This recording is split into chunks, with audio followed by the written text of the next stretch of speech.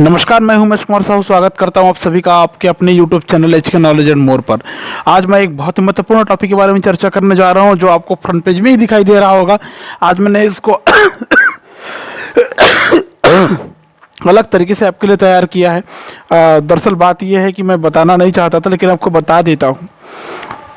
मैं वीडियो पहले ही बना चुका था। जो कंटेंट आपको सामने दिखाई दे रहा है, पेज जो दिखाई दे रहा है बोर्ड, उसमें मैं पहले ही ड्रा कर चुका था, लिख चुका था सारी चीज़ें एक्सप्लेन करते हुए। लेकिन सबसे बुरी बात ही है हुई मेरे लिए अभी कि जो ऑडियो जैक मैंने मोबाइल पर कनेक्ट किया था वो काम ही नहीं कर रहा था। वीडियो पूरा रेडी हो गया, उसके बाद जब मैंने प्ले करके देखा तो उसमें साउंड ही नहीं आया। इसलिए मैं उसको नए सिरे से ठीक ऐसे ही एक्सप्लेन कर देता हूँ आपके सामने। देखिए, बहुत सिंपल सा टॉपिक है, बहुत आसानी से मैं इसको बहुत क्लियर तरीके से एक्सप्लेन करने जा रहा हूँ। अगर आपने इससे पहले वीडियो नहीं देखे हैं तो पहले का वीडियो जरूर देखें। इससे पहले मैंने बात किया था घर्षण क्या होता है, घर्षण गुणांक क्या होता है, घर्षण कोण क्या होता है, सबके बारे में मैंने चर्चा किया है। टाइप्स ऑफ फ्रिक्शन के बारे में चर्चा किया है। लॉ ऑफ फ्रिक्शन के बारे में मैंने बताया है आपको, ठीक है। विराम कोण के बारे में मैंने चर्चा किया था। नहीं देखें वीडियो तो पुराने वीडियो जरूर देखें एक बार जाके। अगर वीडियो में आज पहली बार आए हैं, आप इस चैनल पर पहली बार आए हैं, तो प्लीज़ चैनल को सब्सक्राइब करना ना भूलें। चैनल को सब्सक्राइब कर लें ताकि आपको आने वाले वीडियो की जानकारी हमेशा मिलती रहे और तुरंत मिल जाए, ठीक है। तो चलिए शुरू करते हैं आज के वीडियो। घर्षण से लाभ और हानि के बारे में मैं थोड़ा सा चर्चा करना चाह रहा था। फ्रिक्शन के एडवांटेज और डिसएडवांटेज के बारे में चर्चा करना चाह रहा था। वैसे तो आप समझ गए होंगे कि बिना फ्रिक्शन के यहाँ पर कोई भी एक्टिविटी नहीं होती, जान लीजिए।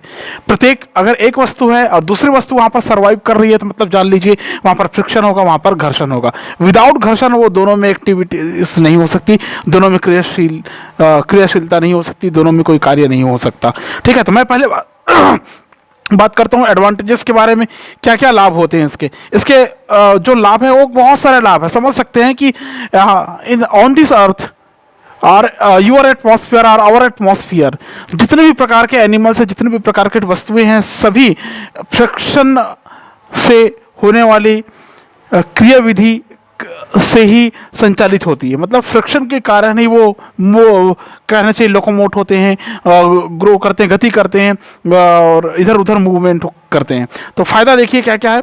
सिंपल सा फ़ायदा है। सबसे फर्स्ट पॉइंट आपको दिखाई दे रहा होगा, ये वाला पॉइंट आपको दिखाई दे रहा होगा।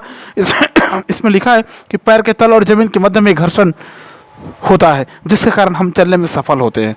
माना आपको पता है कि जब आप जमीन पर चलते हैं, रेंगते हैं, उस दौरान आपके पैर के तल और जमीन के तल या ऊपर समतल के बीच में क्या होता है, घर्षण बल लगता है। उस घर्षण बल के कारण घर्षण होता है, घर्षण उत्पन्न होता है। घर्षण उत्पन्न होने के कारण आप आसानी से पृथ्वी पर चलने में सक्षम हो पाते हैं। क्लियर है? पहला पॉइंट समझ में आ गया होगा। दूसरे पॉइंट में मैं आ रहा हूँ। दूसरे पॉइंट में आपको दिखाई दे रहा होगा, जब हम भोजन करते हैं तो भोजन को चपाने में, पीसने में, चिरने में, फाड़ने में, कुटने में, पीसने में, सब में मददगार होता है फ्रिक्शन या घर्षण। अगर वहाँ पर घर्षण नहीं होता, अगर फ्रिक्शन नहीं होता, तो ये क्लियरली जान लीजिए कि हम भोजन को चबा नहीं पाते, उसको चिर फाड़ नहीं, उसको टुकड़ों में नहीं तोड़ पाते। जब ये सारी चीज़ें नहीं होती तो जाहिर सी बात है आगे चलकर डाइजेशन कहाँ से होता, क्या नहीं होता, डाइजेशन नहीं होता। ये चल रही हो घर्षण का उदाहरण है। ये देखो, ये आज और आ गया ये हीरो ये आ रहा है, बार बार आ रहा है। चलो कोई बात नहीं, आप भी सुन लीजिए फ्रिक्शन क्या होता है, मैंने क्या एडवांटेज है। वो आप खुद एडवांटेज तो खुद ही ले रहा है, देखो चक्का से चल रहा है। तो अच्छा एग्जाम्पल है, आप देख सकते हैं आप, ठीक है। घर्षण के कारण ही वो चल पा रहा है, ठीक है। ये हमारे पास और आया था लास्ट वीडियो में, अगर आपको याद होगा तो। मैंने इसको भी अच्छा लगता है स्टडी करना। आगे बढ़ता हूँ मैं। भोजन को चबाने में उपयोगी होता है, ठीक है। अगर घर्षण नहीं होगा तो हम भोजन को चबा नहीं पाएंगे, भोजन अगर चबाएंगे नहीं तो पचाने में असमर्थ रहेंगे हम, ठीक है। आगे बात आती है, अगर आग उत्पन्न तभी होता है जब दो ठोस वस्तु में को आपस में रगड़ते हैं हम, दो ठोस वस्तु आपस में टकराता है तभी जाकर आग उत्पन्न होता है, अन्यथा आग उत्पन्न नहीं हो पाती। याद रखिए, आपने देखे होंगे जब पत्थर से पत्थर टकराता है तो वहाँ पर चिंगारियाँ उत्पन्न हो जाती है, लोहे से लोहा टकराता है तो चिंगारियाँ उत्पन्न हो जाती है। या जब दो ठोस वस्तुएं आपस में टकरा रही है, आपस में रगड़ रही है, घिस रही है, तब वहाँ से चिंगारियाँ निकलती है, जिसके फल सिर्फ आग उत्पन्न हो जाती है, फायर उत्पन्न हो जाती है। क्लियर है? नेक्स्ट कंटेंट की अगर बात करें, नेक्स्ट एडवांटेजेस की बात करें तो आपने देखे होंगे गाँव में अक्सर क्या होता है एक विशेष प्रकार का रेशा प्राप्त किया जाता है जिसको बोलते हैं जूट या पटसन का रेशा बोलते हैं। जूट या पटसन का रेखा। अरहर की जो लकड़ी आती है, अरहर की जो काड़ी आती है पौधे का, उसको पानी में भिगाते हैं, उसके छिलके को निकालते हैं और आपने देखे होंगे उसके एक एक रेशे को ऐसे हाथ से ऐसा रगड़ते हैं। सारे रेशे को लेके अलग अलग रेशे लेकर हाथ से ऐसे रगड़ते जाते हैं। हाथ से रेशे को रगड़ने के कारण क्या होता है, वो आपस में ऐंठते जाते हैं मतलब एक दूसरे को ऐसा कॉइल्ड होते जाते हैं। कॉइल्ड होने के कारण इस प्रकार से कॉइल्ड होते जाते हैं। कॉइल्ड होने के कारण जो छोटे छोटे पतली पतली जो धागे रहते हैं वो अंततः रस्सी में कन्वर्ट हो जाती है, रस्सी में फॉर्मेट हो जाती है, रस्सी में निर्मित हो जाती है, रस्सी के रूप में निर्मित हो जाती है। नेक्स्ट आप देख रहे होंगे, आपको दिखाई दे रहा होगा वाहनों में ब्रेक लगाना। ठीक है, वाहनों में ब्रेक लगाना ये भी घर्षण का एक बहुत महत्वपूर्ण लाभ है, याद रखिए। अगर हमको वाहनों में ब्रेक लगाना हो, किसी भी प्रकार के वाहन होंगे आपके घर में, आप देखे होंगे उसको रोकने के लिए आप क्या करते हैं, ब्रेक लगाते हैं। अगर ब्रेक नहीं लगाएंगे तो वाहन रुकेगा नहीं, जान लीजिए। ठीक है, अब ब्रेक लगा रहे हैं का मतलब क्या हो रहा है, घर्षण हो रहा है। ब्रेक मतलब एक वो भी किसी ठोस वस्तु की बनी हुई, वो भी किसी वस्तु की बनी हुई है, और जो पहिया लगातार गतिशील है, घूम रहा है, उसको रोकने का प्रयास करेगी, मतलब उसको पकड़ने का प्रयास करेगी। चाहे डायरेक्टली पकड़े, चाहे किसके माध्यम से पकड़े, डायरेक्टली पकड़े या कहना चाहिए कि उसको उस पर एक दबाव डाल के पकड़े। तो दोनों प्रक्रिया के द्वारा वो वाहन में ब्रेक लगाने में सक्षम होता है, अर्थात वहां पर घर्षण उत्पन्न होता है। घर्षण उत्पन्न होता है तब ब्रेक लगता है, क्लियरली सिंपल वे में। ठीक है, अब आपने देखे होंगे आपको दीवार पर कुछ टांगना है, दीवार पर कुछ लगाना है, फोटो फ्रेम ही लगाना है, जैसे फोटो लगाना है, किसी का मैनी फ्रेम लगाना है, तो क्या करते हैं आप, दीवार पर कील ठोकते हैं। क्या करते हैं, दीवार पर कील ठोकते हैं। दीवार पर कील को ठोकना ये भी एक फ्रिक्शन का एग्जाम्पल है। फ्रिक्शन नहीं होता, वहां पर घर्षण नहीं होता, तो शायद कील दीवार पर नहीं चुभता। जान लीजिए, अगर वहां पर फिसल जाता कील ठोकते समय तो क्या वहां पर गड़ता, कील चुभता अंदर नहीं ना। तो आप करके देख लेना इसको, अगर वहां पर फिसलन होगी तो कील अंदर नहीं गड़ेगा, मतलब वहां पर क्या होना चाहिए, फ्रिक्शन होना चाहिए, फिसलन नहीं होना चाहिए। वहां पर क्या होना चाहिए, फ्रिक्शन होना चाहिए, न कि फिसलन। क्लियर है। तो ये सिंपल सा एडवांटेजेस है जो हमारे जीवन में बहुत महत्वपूर्ण स्थान रखता है। इसके बेस पे आप ये समझ सकते हैं कि घर्षण का हमारे दैनिक जीवन में क्या उपयोग होता है। बस इसके लिए मैंने पहले ही वीडियो बना रखा है कि घर्षण का दैनिक जीवन में क्या उपयोग होता है, उसको आप देख सकते हैं। क्लियर है। तो ये तो हो गया लाभ। अब सवाल उठता है कि हर वस्तु से जैसे हमको लाभ होता है, हर उपकरण से जैसे हमको लाभ होता है, कहीं ना कहीं कुछ ना कुछ उसका डिसएडवांटेज भी हो, उसका कुछ हानि भी होता है। मतलब हमें ये पता है कि हमने अगर विज्ञान आपके लिए वरदान है तो अभिशाप भी है, ये जान लीजिए। ठीक है, अभिशाप भी है, लेकिन याद रखिए घर्षण को अभिशाप नहीं माना गया है। घर्षण को अभिशाप नहीं माना गया है, इसको वरदान माना गया है, क्योंकि घर्षण नहीं होता तो आप ये सारी एक्टिविटीज नहीं कर पाते। क्लियर समझ में आया। तो फिर भी कुछ डिसएडवांटेजेस इस प्रकार से आप देख सकते हैं। सबसे फर्स्ट में जो पॉइंट दिखाई दे रहा होगा आपको, ये जो पॉइंट है, ये मशीन के कल पुर्जे घिस जाते हैं, ऐसा करके मैंने लिखा हुआ है। मशीन के कल पुर्जे घिस जाते हैं का मतलब आपने देखे होंगे घर्षण के दौरान मशीन के जो कल पुर्जे होते हैं घिस जाते हैं। एक समय के पश्चात वो ज़्यादा फ्री और ज़्यादा ढीले हो जाते हैं, आपको पार्ट्स बदलने की नौबत आ जाती है। आपने देखे होंगे, आपके घरों में ऐसा होता होगा अक्सर। ठीक है, नेक्स्ट इसमें डिसएडवांटेज की अगर बात करें तो मशीन की दक्षता कम हो जाती है। एक वीडियो बना है मेरा 12th एग्रीकल्चर साइंस के लिए मशीन की दक्षता के संबंध में, उसको आप देख सकते हैं अगर जानना और समझना हो तो। लगातार फ्रिक्शन होने के कारण मशीन की दक्षता में कमी होती है, याद रखना, मशीन की दक्षता में कमी आ जाती है।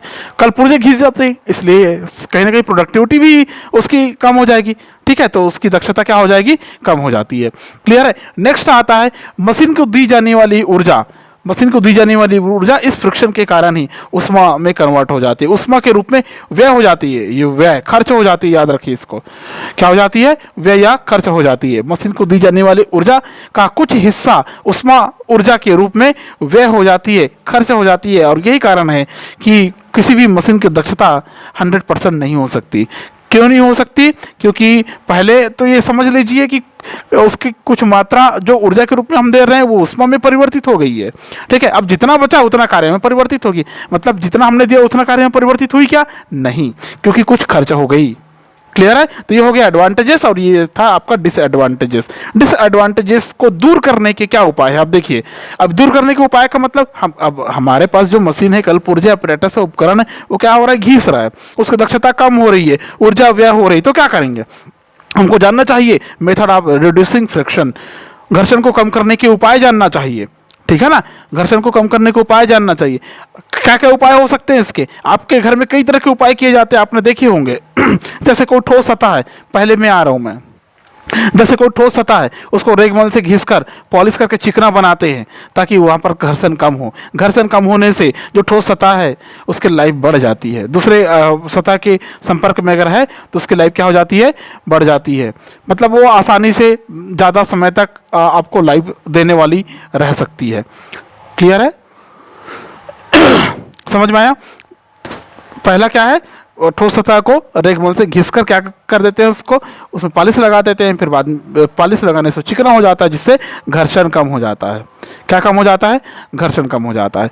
नेक्स्ट, घर्षण को कम करने के उपाय में आप ऐसा कर सकते हैं कि उसमें किसी भी प्रकार का लुब्रिकेंट लगा सकते हैं। ये स्नेहक बोलते हैं जिसको हम लोग। स्नेहक के रूप में आप तेल का, ग्रीस का, ग्लिसरीन का, मोम का उपयोग कर सकते हैं। ठीक है, मतलब जब दो संपर्क तलों के बीच में आपसी में संपर्क हो या आपसी में रगड़ रहा हो तो उस दोनों के बीच में अगर तेल डाल दें तो चिकनाहट आ जाती है। चिकनाहट आने के कारण क्या हुआ? घर्षण कम हुआ। घर्षण कम होने से मशीन के कल पुर्जे जल्दी नहीं घिसते और फ्री होकर चलते हैं, अच्छा चलते हैं, ज़्यादा समय तक लाइफ देते हैं वो। ठीक है, ऐसे ग्रीस में भी होता है। अलग अलग प्रकार के उपकरण में अलग अलग प्रकार के आप ग्रीसिंग, ऑयलिंग या ग्लिसरीन मोम का प्रयोग करते हैं। क्लियर है? तो ये हो गया, लुब्रिकेंट का इस्तेमाल हमको करना चाहिए घर्षण को कम करने के लिए। नेक्स्ट आता है इसमें हमको घर्षण विरोधी मिश्र धातु का उपयोग करना चाहिए। किसका उपयोग करना चाहिए? घर्षण विरोधी मिश्र धातु का उपयोग करना चाहिए। घर्षण विरोधी मिश्र धातु कहने का मतलब होता है जैसे बैबिट वगैरह है। बैबिट किसे कहा गया है ये मैंने बताया। बैबिट किसे कहा गया है? टीन, तांबा और एंटीमनी के मिश्रण को बैबिट कहा गया है। किसके मिश्रण को? टीन, तांबा और एंटीमनी के मिश्रण को बैबिट कहा गया है। इस मिश्र धातु का उपयोग हम घर्षण विरोधी के रूप में कर सकते हैं। मतलब दो संपर्क तलों के बीच में अगर ये उपस्थित हो जाए बैबिट, या किसी एक ठोस वस्तु और दूसरा ठोस वस्तु के मध्य में बैबिट हो जाए तो वहाँ पर चिकनाहट आ जाएगी, घर्षण कम हो जाएगा, घर्षण बल कम होगा, फलस्वरूप कल पुर्जे घिसेंगे नहीं, मतलब आसानी से वो एक्टिविटी को पार कर लेगा, मतलब कार्य कर लेगा। क्लियर है? नेक्स्ट आता है इसमें मेथड ऑफ रिड्यूसिंग फ्रिक्शन में बॉल बेयरिंग का प्रयोग करते हैं। बॉल बेयरिंग, या इसको बोलते हैं हम लोग रोलर बेयरिंग भी बोल सकते हैं आप इसको। बॉल बेयरिंग या अभी मैंने कहा रोलर बेयरिंग, जिसका काम क्या होता है? देखो इस प्रकार का ऐसा लोहे का बना हुआ एक पतली पट्टी अंदर होती है, एक पट्टी अंदर होती है, दूसरी पट्टी बाहर होती है, और दोनों के बीच में से छर्रे लगे होते हैं, आपने देखे होंगे। अब ये छर्रा भी है तो एक उपकरण में फिट रहता है। कौन से उपकरण जानते हो? यहाँ पर पतली लोहे जैसा, टीन जैसा ऐसा आवरण बना हुआ रहता है, इसमें ऐसे फिट रहती है। क्लियर? उसके अंदर में छर्रे मूव होती है, गति करती है। इसका काम है जो पहिए का जो धुरी है, पहिए का धुरी, ठीक है, और पहिए के बीच में, इसके ऊपर में जो बेरिंग है उसके ऊपर में पहिया लगा रहता है, धुरी और पहिए के बीच में घर्षण को कम करता है, अर्थात विसर्पी घर्षण को लोटनिक घर्षण में बदलने में मददगार होता है। ये क्या करता है? ये विसर्पी घर्षण को लोटनिक घर्षण में बदलने वाला होता है। तो समझ सकते हैं आप कि विसर्पी घर्षण को अगर लोटनिक घर्षण में बदल रहा है का मतलब घर्षण को कम किया जा रहा है, उसको अच्छे से संचालित करने के लिए कार्य किया जा रहा है। क्लियर है? अगर आपको वीडियो पसंद आया, अगर समझ में आया है तो प्लीज़ वीडियो को लाइक करें, कमेंट जरूर करें। किसी भी सवाल के लिए कमेंट बॉक्स आपके लिए यथासंभव कोशिश करूंगा कि आपका कन्फ्यूज़न मैं दूर कर पाऊँ। अगर आप चैनल पर पहली बार आए हैं तो प्लीज़ चैनल को सब्सक्राइब कर लें ताकि आपको नए आने वाले वीडियो की जानकारी मिलती रहे। आज के वीडियो में बस इतना ही। नेक्स्ट वीडियो फिर से लेके आऊँगा। Thank you so much.